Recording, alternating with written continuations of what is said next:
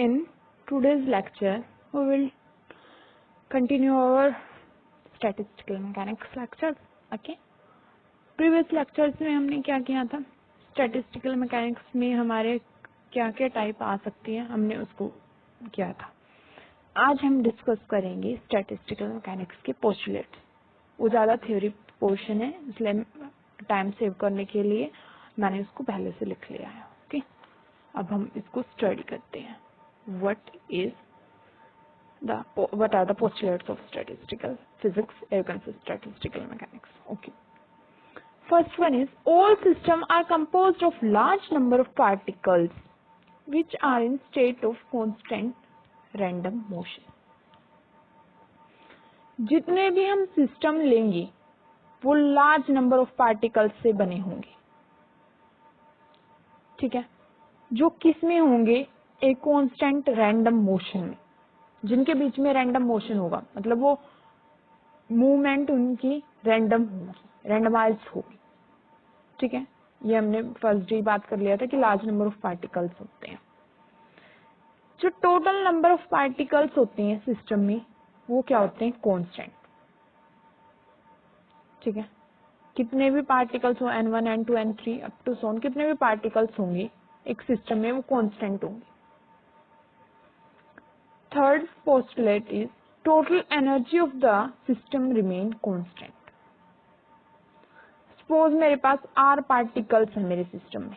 ठीक है. सपोज मेरे पास एक सिस्टम है. ठीक है. इसमें कितने पार्टिकल्स लिए मैंने? r पार्टिकल्स हैं. तो हर पार्टिकल की अपनी एक एनर्जी होगी. ठीक है. ओके. तो जो टोटल एनर्जी आ जाएगी, एवरेज एनर्जी को क्या बोलते हैं हम? Average energy is equal to total energy by N. ठीक है. यही तो बोलते हैं, किसी भी चीज का एवरेज निकालना होता है हम क्या कर देते हैं? उसको एनर्जी का एवरेज निकालना है. यहाँ तो मैंने ऊपर ली एनर्जी, उसका एवरेज निकालना है. तो एवरेज निकालने के लिए हम क्या करते हैं? टोटल नंबर से डिवाइड कर देते हैं. तो टोटल एनर्जी यहाँ से हमारी कितनी आ जाएगी? Average energy into N. तो मैंने यही लिखा है, फर्स्ट पार्टिकल की टोटल एनर्जी कितनी हो जाएगी? U1 जो उसकी एवरेज एनर्जी है into N1, U2 into N2. ठीक है. I think it's clear to you. अगर मैं इसको टोटल एनर्जी से डिनोट करूँ तो मेरी इक्वेशन बन जाएगी E1 plus E2 plus E3 अपने ER तक. ये कांस्टेंट होगी.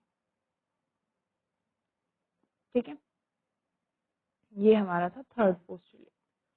नाउ फोर्थ पोस्टुलेट क्या बोलता है कि in phase space all the elementary cells are of same size.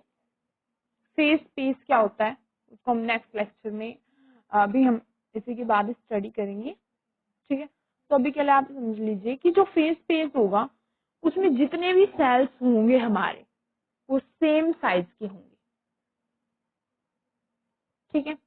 ये हमारा फोर्थ पोस्टुलेट है. फिफ्थ पोस्टुलेट क्या बोलता है कि जो प्रोबेबिलिटी है इवेंट्स की that are equally likely to occur are equal. Simple बोले तो हम इसमें मोस्ट प्रोबेबल स्टेट्स की बात करते हैं, क्योंकि बहुत सारे पार्टिकल्स हैं. ठीक है. तो हम प्रोबेबिलिस्टिक चलते हैं, मतलब प्रोबेबिलिटी को लेकर चलते हैं इसमें. ओके. तो ये हमारा फिफ्थ पोस्टुलेट था. सिक्स्थ पोस्टुलेट बोलता है कि जो इक्विलिब्रियम स्टेट है सिस्टम की वो किसको कांस्टेंट करेगी? मैक्सिमम प्रोबेबिलिटी को. ठीक है. मतलब क्या है कि जब भी मैं इक्विलिब्रियम स्टेट की बात करूंगी तो हम क्या बोलेंगे कि वहां जो प्रोबेबिलिटी है वो मैक्सिमम है. जैसे ही हमारी प्रोबेबिलिटी मैक्सिमम होगी हम बोलेंगे कि वो हमारी इक्विलिब्रियम स्टेट है. ठीक है. यू कैन से most probable state. Equilibrium state की बात करेंगे तो हम मोस्ट प्रोबेबल स्टेट के बारे में बात करेंगे. ठीक है. ये हमारा था सारा स्टैटिस्टिकल फिजिक्स की क्या पोस्टुलेट है. ठीक है. अब यहाँ term I phase space. Okay. अब देख लेते हैं एक्चुअली में फेज स्पेस है क्या. फेस स्पेस की बात करते हैं हम कि भाई जो हम फेस स्पेस बोल रहे हैं वो रियलिटी में क्या है। फेस स्पेस को स्टडी करने से पहले मैं आपसे कुछ बेसिक सा क्वेश्चन पूछना चाहूंगी। ठीक है, मेरे पास एक स्टैटिक कंडीशन है। स्टैटिक कंडीशन की बात करें, स्टैटिक आई होप आपको पता लग गया है कि रेस्ट, जो पार्टिकल्स रेस्ट पर है। ठीक है, तो मैं बोल रही हूं कि मुझे पार्टिकल की लोकेशन बताओ। ठीक है, सपोज मेरी एक्स एक्सिस है, ये वाई है, ये जेड एक्सिस है। ठीक है, मैंने आपको एक पार्टिकल दे दिया, सपोज मेरा ये पार्टिकल ए है। मैंने कहा मुझे इस पार्टिकल की आप लोकेशन बता दो। ठीक है, तो आप बता देंगे मेजर करके, ये स्टैटिक है तो आप बता देंगे कि एक्स से इतना, वाई से इतना डिस्टेंस है, और जेड से भी बता देंगे एक्स वाई जेड। ठीक है, यदि हमारा कार्टेशियन फॉर्म में होगा तो आप आर थीटा फाई के टर्म में मुझे बता देंगे इसकी पोजीशन। ठीक है, ओके। तो आपने मुझे इस पार्टिकल की लोकेशन या यू कैन से पोजीशन बता दी। ठीक है, क्योंकि ये यहाँ है, इन कोऑर्डिनेट्स की हेल्प से। बहुत इजी था, ये तो बिल्कुल बेसिक है। तो इसको आप बोलेंगे पोजीशन कोऑर्डिनेट्स, इनको। ठीक है, और ये जो स्पेस है, ये जो इन्वायरमेंट है जिसमें आपने इस पार्टिकल की लोकेशन को बताया है, इसको बोला जाता है पोजीशन स्पेस।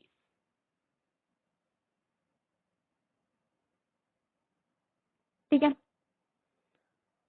सिंपल सा है, कुछ भी नहीं है। मैंने एक स्टैटिक कंडीशन को लिया है। स्टैटिक कंडीशन मतलब पार्टिकल जब रेस्ट पर था। ठीक है, तो मैं आपको बोला कि मुझे इस पार्टिकल की लोकेशन बता दो, कि मेरे को ये बता दो कि ये पार्टिकल हैगा। तो आपने डिस्टेंस मेजर किया भाग के एक्स वाई जेड, और मुझे बता दिया कि ये पार्टिकल भाई यहाँ है मैम।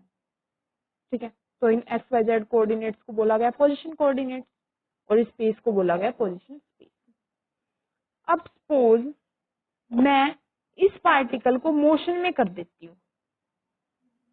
ठीक है, मोशन में आ गया, इसका मतलब डायनेमिक है। ठीक है, और फिर बोलूं कि भाई मुझे तो इस पार्टिकल की लोकेशन बता दो। अभी इतने आप इसको यहाँ देखने जाओगे। ठीक है, सपोज ये पार्टिकल यहाँ था, इतने आप इसका ये डिस्टेंस मेजर करने जाओगे, ये पार्टिकल कहीं हो जा पाएगा। ठीक है, क्योंकि अब इसके पास वेलोसिटी है। ठीक है, अब इस पार्टिकल के पास क्या आ चुकी है, वेलोसिटी। तो आप मुझे इसकी पोजीशन किस टर्म में बताओगे, मोमेंटम के टर्म में। ठीक है, मोमेंटम को पी से डिनोट करते हैं हम। ठीक है, तो आप मुझे इसकी पोजीशन बताओगे पी एक्स, पी वाई और पी जेड। मोमेंटम के टर्म्स में बताया है हमने, तो इन कोऑर्डिनेट को बोलते हैं मोमेंटम कोऑर्डिनेट। ठीक है, और इस स्पेस को बोला जाता है मोमेंटम स्पेस। ठीक है, जब डायनेमिक कंडीशंस की बात करते हैं हम, तो उस स्पेस में को मोमेंटम स्पेस बोला गया, और जब हमने स्टैटिक कंडीशन की बात की तो उस स्पेस को मैंने पोजीशन स्पेस बोल दिया। दोनों किसमें थे, 3 डायमेंशनल। ठीक है, एक ऐसा कॉम्बिनेशन, एक ऐसा स्पेस तैयार किया गया, एक ऐसा स्पेस जो पोजीशन स्पेस और मोमेंटम स्पेस दोनों को मिलकर बना हो, उसे बोलते हैं फेस स्पेस। ठीक है, ये भी 3 डायमेंशनल था, 3D था, ये भी, इसके भी 3 डायमेंशन थे। ठीक है, तो फेस में इसके कितने हो गए, 6 डायमेंशन हो गए। ठीक है, अब जल्दी से देख लेते हैं अपना फेस स्पेस क्या है। ओके, ये आपके लिए नोट्स रेडी हो गए हैं, बिल्कुल आप इसका एक्सेस भी ले सकते हैं। A phase space is a space in which all the possible states of a system are represented. ठीक है, फेज स्पेस एक ऐसा स्पेस है जिसमें आप किसी भी सिस्टम की सारी स्टेट्स को बता सकते हैं। सारी स्टेट कैसी हो सकती है, या तो वो मोशन में है या वो रेस्ट में है। तो फेज स्पेस में आप क्या कर रहे हो, दोनों चीजों को बता रहे हो, रेस्ट को भी बता रहे हो, मोशन वाली कंडीशंस को भी बता रहे हो। ठीक है, अब आगे देखते हैं। Let us consider a system consisting of n particles which is distributed in a given volume v।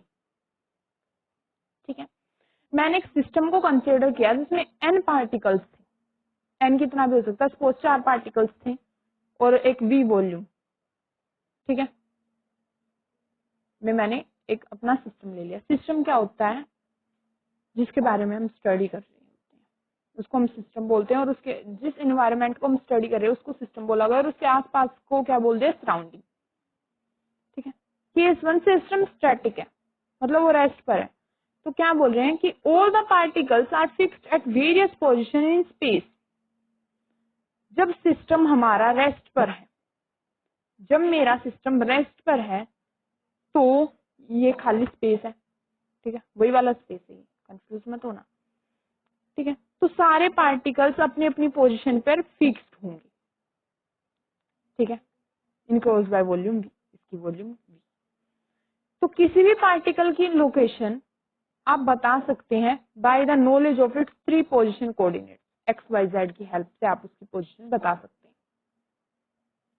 ठीक है, यही हमने पहले बात की थी। 3 dimensional space in which the location या you can say position of a particle is completely determined by 3 coordinate या 3 position coordinate is known as position space. वो 3 डायमेंशनल स्पेस जिसमें आप पार्टिकल्स की पोजीशन को इन कोऑर्डिनेट्स की हेल्प से बताते हैं, उस स्पेस को पोजीशन स्पेस बोला जाता है। ठीक है, सेकंड केस ले लिया, if the system is dynamic. अगर सिस्टम डायनेमिक है, मोशन में है, it means the particles are moving with different velocities. Dynamic से मतलब क्या है कि पार्टिकल्स हैं वो डिफरेंट वेलोसिटीज के साथ मूव कर रहे हैं, देयरफॉर पोजेसेस डिफरेंट मोमेंटम। ठीक है, उनके पास कुछ ना कुछ मोमेंटम होगा। हर पार्टिकल का अपना मास होता है। अब मैंने उसको मोशन में ला दिया तो मतलब उसके पास वेलोसिटी भी है। मास इनटू वेलोसिटी क्या होता है, मोमेंटम। ठीक है, तो लोकेशन आप कैसे बताओगे, मोमेंटम कोऑर्डिनेट्स की हेल्प से बताओगे। ठीक है, और उस स्पेस को हमने बोल दिया momentum space. Okay, combination of position space, case 1 और केस 2 को मिला दिया जाए तो एक स्पेस बनता है। मतलब पोजीशन स्पेस और मोमेंटम स्पेस दोनों को मिला दिया जाए तो एक स्पेस बनता है जिसे फेज स्पेस कहते हैं। इसलिए जो फेज स्पेस होता है वो 6 डायमेंशनल स्पेस होता है। ठीक है, ठीक है, ये हम जो हमारी शीट है उस पर हम 3 डायमेंशन ही शो कर सकते हैं, तो मैंने ये लिया है। ठीक है, ए क्या हो गया हमारा, पोजीशन स्पेस हो गया, बी क्या हो गया हमारा, मोमेंटम स्पेस। दोनों का कॉम्बिनेशन हमारा क्या आ जाएगा, 6 dimensional phase space. Okay, 6 dimensional phase space आ गया। ओके, आई थिंक अब आपको कोई डाउट नहीं रहा होगा, आपको पता लग गया होगा कि फेज स्पेस कैसे है। ठीक है, ओके।